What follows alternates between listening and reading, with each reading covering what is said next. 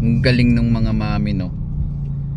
Lalo na yung mga naghahatid ng estudyante nila araw-araw na magigising sila ng maaga, siguro mga 5 pa lang gising na yan, tapos magluluto yan ng baon. Mauna muna yan, hindi na muna nila gigisingin yung bata, magluluto yan ng baon.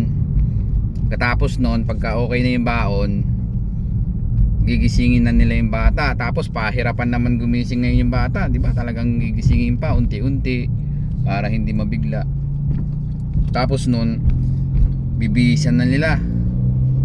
Yung iba gabi pa lang pinapaligo na. Yung iba naman kailangan maligo ng umaga. Tapos aasikasuhin nila yon, tapos bibihisan, papakainin pa yan, ha? Papakainin pa yan. Tapos aasikasuhin yung baon nila, yung recess, tapos yung lunch. Oh, pag nabihisan na nila, na i-prepare na yung baon, yung bag, yung gamit, ang gagawin naman nila, sila naman ngayon yung magbibihis. O syempre kailangan postura maayos para at least hindi naman nakakahiya paghatid. Tapos pagdating sa school, syempre lalakad pa yan, lalakad, tricycle, o yung iba naman magdadrive. Hahatid nila yung bata. Kasi syempre wala naman ibang maaasahan. Yung iba ayaw ipagkatiwala sa kasambahay. Yung iba naman syempre hindi naman pwedeng si daddy nila yung yung tatay, hindi naman pwedeng kasi pumasok sa trabaho, kaya naman wala, nasa ibang bansa.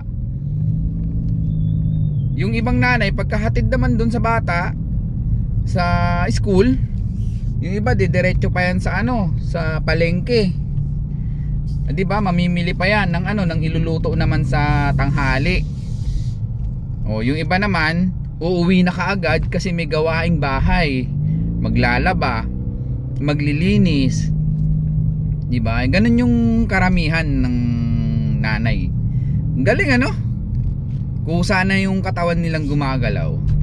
Kaya yung mga nagsasabi na yung mga nanay, hindi naman pagod yan, nasa bahay lang yan, sa cellphone lang yan. Hindi ako hindi ako pabor dun.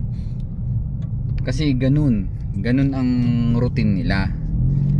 Kaya saludo talaga ako sa mga super mom talaga kayo. Galing nyo. Wala na akong masabi. Iba. Kaya sa mga nanay, ayos, galing.